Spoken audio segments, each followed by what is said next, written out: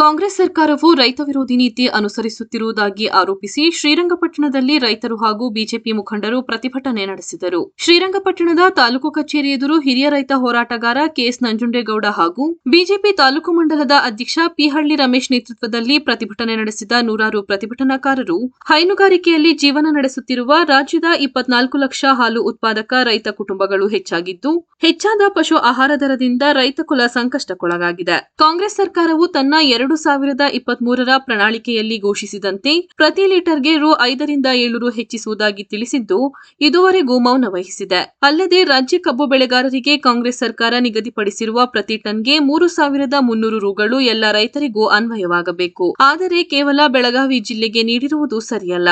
ಕಿಸಾನ್ ಸನ್ಮಾನ್ ಯೋಜನೆಯಡಿ ಬಿಜೆಪಿ ರಾಜ್ಯ ಸರ್ಕಾರ ನೀಡುತ್ತಿದ್ದ 4,000 ರುಗಳ ಹಣಕ್ಕೂ ಸಿಎಂ ಸಿದ್ದರಾಮಯ್ಯ ನೇತೃತ್ವದ ಕಾಂಗ್ರೆಸ್ ಸರ್ಕಾರ ಕತ್ತರಿ ಹಾಕಿದೆ. ಜೊತೆಗೆ ರೈತರ ಆರ್ಟಿಸಿ ಸೇರಿದಂತೆ ನೋಂದಣಿ ಶುಲ್ಕ, ಚಾಪಾ ಕಾಗದಗಳ ಶುಲ್ಕವನ್ನು ಗಗನಕ್ಕೇರಿಸಿ ರೈತ ವಿರೋಧಿ ನೀತಿ ಅನುಸರಿಸುತ್ತಿದೆ ಎಂದು ಆಕ್ರೋಶ ವ್ಯಕ್ತಪಡಿಸಿದರು. ರಾಜ್ಯಪಾಲರು ಕೂಡಲೇ ಮಧ್ಯಪ್ರವೇಶಿಸಬೇಕೆಂದು ಒತ್ತಾಯಿಸಿದ ಪ್ರತಿಭಟನಾಕಾರರು ತಹಸೀಲ್ದಾರ್ ಚೇತನ ಯಾದವ್ ಮೂಲಕ ಮನವಿ ಸಲ್ಲಿಸಿದರು. ಪ್ರತಿಭಟನೆಯಲ್ಲಿ ಉಮೇಶ್ ಕುಮಾರ್, ಚಂದಗಾಲು ಶಂಕರ್, ಬಲ್ಲೇನಹಳ್ಳಿ ಸಂತೋಷ್ ಕುಮಾರ್, ಸುಧಾಕರ್, ಹೇಮಂತ್ ಕುಮಾರ್ ಕೆಂಪೇಗೌಡ, ಪುರಸಭೆ ಸದಸ್ಯರಾದ ಜಿಎಸ್ ಶಿವು, ಎಸ್ಟಿ ರಾಜು, ಶಾಮಿಯಾನ ಪುಟ್ಟರಾಜು, ರಘು ಸೇರಿದಂತೆ ಮತ್ತಿತರರು ಉಪಸ್ಥಿತರಿದ್ದರು. ಏನಿವತ್ತು ಸಿದ್ದರಾಮಯ್ಯವರ ಅಥವಾ ಕಾಂಗ್ರೆಸ್ ಸರ್ಕಾರ ಇದೆ, ಇದು ಜನ ವಿರೋಧಿ, ರೈತ ವಿರೋಧಿ. ಇವ್ರ ನಡೆ ಒಂದೇ ಒಂದು ಗಳಿಗೆನೂ ರೈತರ ಪರವಾಗಿಲ್ಲ. ಸಮರ್ಥನೆಯನ್ನು ಭಾಳ ಕೆಟ್ಟ ವ್ಯವಸ್ಥೆಯನ್ನು ಸಮರ್ಥನೆ ಮಾಡೋದ್ರಲ್ಲಿ ನಿಸ್ಸಿಂಬ್ರು ಇವರು. ವಾಲ್ಮೀಕಿ ಹಣ ನೇರ ಖಾಸಗಿ ಖಾತೆಗೆ ಹೋದನ್ನ ಸಮರ್ಥನೆ ಮಾಡ್ಕೊಂಡಿರೋಂಥ ಬಂಡ್ರೇನಾರು ಇದ್ದರೆ ಈ ಕಾಂಗ್ರೆಸ್ ಸರ್ಕಾರ.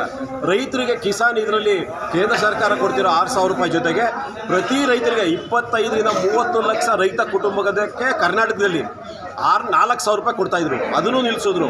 ಒಂದು TC ಬದಲಾವಣೆ ಮಾಡಬೇಕಾದ್ರೆ ಫ್ರೀ ಇದ್ದಂಥದ್ದನ್ನ 2 ಲಕ್ಷ ರೂಪಾಯಿ ಮಾಡಿದ್ರು. ಇವರು ರೈತರ ಪರವಾಗಿಲ್ಲ, ರೈತ ದ್ರೋಹಿಗಳು ಅಧಿಕಾರ ಬಿಟ್ಟು ಇಳಿಬೇಕು. ಇಲ್ಲ ಅಂದರೆ ರೈತರಿಗೆ ಒಂದು ನೆಮ್ಮದಿಯ ವಾತಾವರಣ ಬರೋದು ಕಷ್ಟ ಆಗುತ್ತೆ. ರೈತ ಪರವಾದಂಥ ಧ್ವನಿ ಎತ್ತೋದಕ್ಕೆ ಕಾಂಗ್ರೆಸ್ ತೊಲಗಬೇಕು ಅನ್ನೋ ವಿಚಾರವನ್ನು ಹೇಳ್ತಾರೆ. ದಲಿತರ ಹೆಸರು ಹೇಳ್ಕೊಂಡು ಬಂದಂಥ ಸಿದ್ದರಾಮಯ್ಯ ಸರ್ಕಾರ ಅಧಿಕಾರ ಬಂದ ನಂತರ ಮೊದಲನೇ ಮೋಸ ಮಾಡಿದ್ದು ರೈತರಿಗೆ ಹಾಗೂ ದಲಿತವರಿಗೆ, ಹಿಂದುಳಿದ ವರ್ಗದವ್ರಿಗೆ.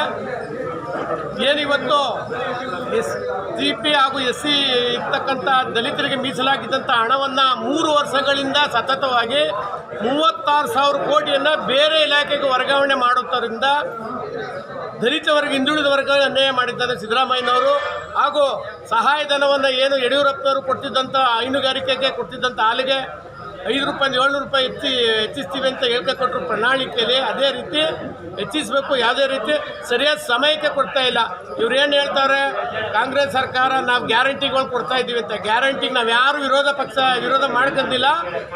ಅಭಿವೃದ್ಧಿ ಕಾರ್ಯಗಳು ಯಾವುದೂ ನಡೆದಿಲ್ಲ. ಕೇವಲ ಭ್ರಷ್ಟಾಚಾರದಲ್ಲೇ ತೊಡಗಿದ್ದೀರಿ. ನಮ್ಮ ವಾಲ್ಮೀಕಿ ಹಗರಣದಿಂದ ಹಿಡಿದು ಮೈಸೂರು ಮೂಡ ಹಗರಣದಿಂದ ನಿರಂತರವಾಗಿ ಹಗರಣಗಳನ್ನು ಮಾಡ್ಕೊಬತ್ತಾ ಸತತವಾಗಿ ಹಗರಣದ ಜೊತೆಗೆ ಈಗ ಕುರ್ಚಿ ಕಾದಾಟದಲ್ಲಿರ್ತಕ್ಕಂಥ ಕಾಂಗ್ರೆಸ್ ಸರ್ಕಾರ ತೊಲಗಬೇಕು. ರಾಜ್ಯಪಾಲರು ಮಧ್ಯ ಪ್ರವೇಶ ಮಾಡಿ ಈ ಕಾಂಗ್ರೆಸ್ ಸರ್ಕಾರವನ್ನು ವಜಾಗೊಳಿಸಬೇಕಂತ ಶ್ರೀರಂಗಪಟ್ಟಣ ಮಂಡಲ ವತಿಯಿಂದ ಆಗ್ರಹಪಡಿಸ್ತೇವೆ.